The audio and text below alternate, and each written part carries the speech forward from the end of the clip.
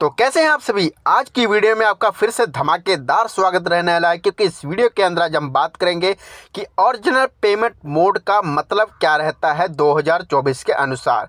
तो फ्रेंड, जैसे कि मैंने यहाँ पर 2023, 2022 में हर एक ईयर्स के अंदर या हर मंथ मैं आपको बताता रहता हूँ कि ओरिजिनल पेमेंट मोड का मतलब क्या है। बट फिर भी मेरे जो सब्सक्राइबर हैं, जो नए भी हैं, वो मुझसे पूछ रहे हैं कि ओरिजिनल पेमेंट मोड का मतलब क्या है। उसके अंदर मैंने अच्छे से बताया, बट फिर भी मैं आपको अच्छे से समझाऊंगा, क्योंकि यहाँ पर जो न्यू कस्टमर होते हैं, जो न्यू यहाँ पर होते हैं फ्लिपकार्ट चलाने वाले, उनको कुछ ऐसी नॉलेज नहीं होती है एंड वो नहीं समझ पाते हैं ओरिजिनल पेमेंट मोड क्या है। उसके बारे में अच्छे से मैं आपको बता देता हूँ, ताकि आपका यहाँ पर सारा का सारा डाउट क्लियर हो जाए।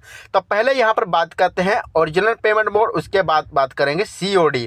अब यहाँ पर COD और ओरिजिनल पेमेंट मोड में बहुत बड़ा डिफरेंस रहने वाला है। तो फॉर एग्जांपल, जैसे कि मैं आपको ऑर्डर के सेक्शन में जाकर दिखाऊंगा एंड यहाँ पर ऑर्डर के सेक्शन में आ चुके हैं। यहाँ पर हम बहुत सारे प्रोडक्ट हम ऑर्डर करते रहते हैं। तो फॉर एग्जांपल, आपके उसका पेमेंट कहाँ से करते हैं।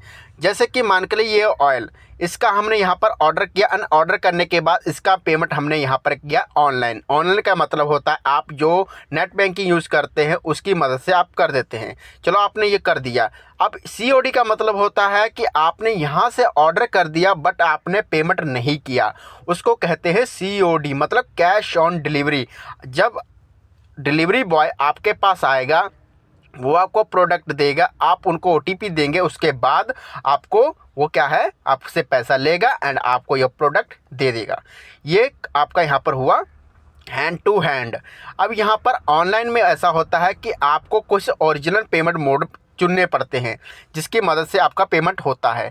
मान के चलिए आपने यहाँ पर ओरिजिनल पेमेंट जो होता है, जैसे कि आपका आधा बैलेंस गिफ्ट कार्ड के अंदर पड़ा है एंड आधा आपका पड़ा है बैंक के अंदर। मान के चलिए बैंक के, कोई भी बैंक हो, आपके स्टेट बैंक, पंजाब नेशनल, कोई भी बैंक हो सकती है। आप चाहते हैं कि हमारा बैंक से भी बैलेंस यूज़ हो जाए एंड यहाँ पर हमारा, तो यहाँ पर आप कोई प्रोडक्ट ऐसे ऑर्डर कर लेते हैं एंड यहाँ पर पेमेंट करने जाते हैं। तो आपका यहाँ पर आपको पेमेंट पेज के ऊपर आपको यहाँ पर बहुत सारे मेथड दिखाई देते हैं।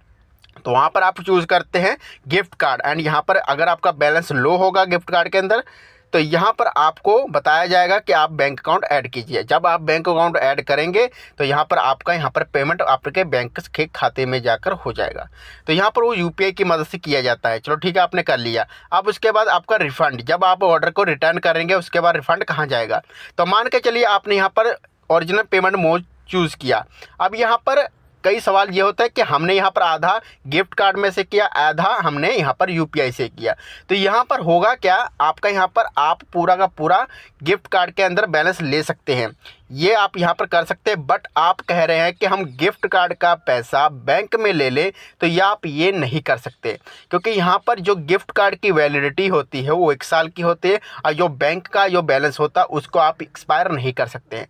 तो यहाँ पर आप उसको यहाँ पर गिफ्ट कार्ड में कन्वर्ट कर सकते हैं, बट गिफ्ट कार्ड को बैंक में कन्वर्ट करना बड़ी ही मुश्किल काम होता है। तो यहाँ पर मैं आपको ये समझाना चाहता हूँ, अगर आपका रिफ़ंड अगर आपने 2 मेथड से किया होगा तो आपका आधा आधा जो वहीं पर चला जाएगा। जैसे कि आपने गिफ्ट कार्ड का बैलेंस अगर पूरा का पूरा गिफ्ट कार्ड से किया तो आपका गिफ्ट कार्ड के अंदर चला जाएगा। अगर आपने हाफ किया होगा तो आधा गिफ्ट कार्ड का चला जाएगा, आधा UPI का। मान के चले आपने 100 रुपया किया, 150 रुपये आपने अपने गिफ्ट कार्ड से किया, 50 रुपये आपने बैंक से कर दिया, तो मतलब कि 50 रुपया आपका बैंक उसके अंदर चला जाएगा एंड 50 रुपया उधर चला जाएगा। मतलब ये तो आपका डाउट क्लियर होगा, इसके अंदर कोई डाउट रहता ही नहीं है। तो यहाँ पर COD का, जैसे कि आपको पता है कि अगर हमने यहाँ पर अगर हमने प्रोडक्ट को रिटर्न किया, रिटर्न करने के टाइम डिलीवरी बॉय आपको पैसा तो नहीं देगा, क्योंकि डिलीवरी के टाइम वो आपसे पैसा लेता है। बट आप जब ऑर्डर उसको दे देते हैं, आप रिटर्न कर देते हैं, अपना प्रोडक्ट दे देते हैं, तो वो आपको पैसा नहीं देता है। आप उनसे पूछते हैं कि हमने पैसा क्यों नहीं दिया, तो वो बोलते हैं आपको यहाँ पर फ्लिपकार्ट से ही कॉन्टैक्ट करना पड़ेगा, आप वहाँ पर जो बैंक खाता देंगे वहीं पर आपका पैसा आ जाएगा। मतलब उनकी जिम्मेवारी ये नहीं होती कि आपको पैसा दे, उनकी जिम्मेवारी सिर्फ प्रोडक्ट को डिलीवर ही करना है। तो चलो, आपने ये कर लिया। अब आपको पैसा लेना कैसे, लेने के लिए आपको अकाउंट के सेक्शन में जाना है। आप यहाँ पर से अपना बैंक अकाउंट जब ऑर्डर करते हैं तो वहीं पर आपको रिटर्न करने के टाइम ओरिजिनल पेमेंट मोड बताया जाएगा। मतलब कि मैं आपको एक समझाने की कोशिश करूँगा। तो फ्रेंड, जैसे स्क्रीन पर आप इमेज देख पा रहे हो, यहाँ पर एक पेमेंट हो रहा है, जैसे कि यहाँ पर ओरिजिनल पेमेंट मोड बताया जा रहा है एंड यहाँ पर नीचे ही फ्लिपकार्ट गिफ्ट कार्ड वॉलेट। तो यहाँ पर ये अलग मेथड होता है। अगर यहाँ पर आपने गिफ्ट कार्ड से किया होगा तो आपका यहाँ पर गिफ्ट कार्ड का शो करेगा, बट अगर आपने यहाँ पर दोनों से एक से ही किया होगा तो आपको ओरिजिनल पेमेंट मोड बताया जाएगा। बट अगर आपने गिफ्ट कार्ड से किया होगा तो यहाँ पर बताया जाएगा गिफ्ट कार्ड के अंदर आपका यहाँ पर इंस्टेंट बैलेंस आएगा, बट उसको यहाँ पर जैसे कि 12 मंथ मैंने पहले बताया था आपका 1 साल की वैलिडिटी होगी। बट अगर आपने COD किया होगा तो यहाँ पर आपको और भी एक पेमेंट मेथड देखने को मिलेगा, जैसे कि यहाँ पर अभी यहाँ पर 2 मोड देखने को मिल रहे हैं, बट यहाँ पर तीसरा मोड भी आपको यहीं पर ही देखने को मिलेगा जब आप यहाँ पर रिटर्न वाला ऑप्शन इनेबल करेंगे। जब आप रिटर्न करने जाएंगे कोई प्रोडक्ट वहाँ पर रीजन वगैरह डालेंगे तो फाइनल पेज के ऊपर ही आपको यहाँ पर बैंक अकाउंट एंटर करने का बोला। अगर आप बैंक अकाउंट सेव कर रखा होगा तो आपका ऑप्शनली आ जाएगा, बट अगर नहीं किया होगा तो आपको करना पड़ेगा। UPI दे सकते हैं, UPI के अंदर चला जाएगा। अगर यहाँ पर आप बैंक अकाउंट देंगे तो बैंक अकाउंट के अंदर, जैसे कि मैं आपको यहाँ पर इमेज के जरिए भी समझ जा रहा हूँ।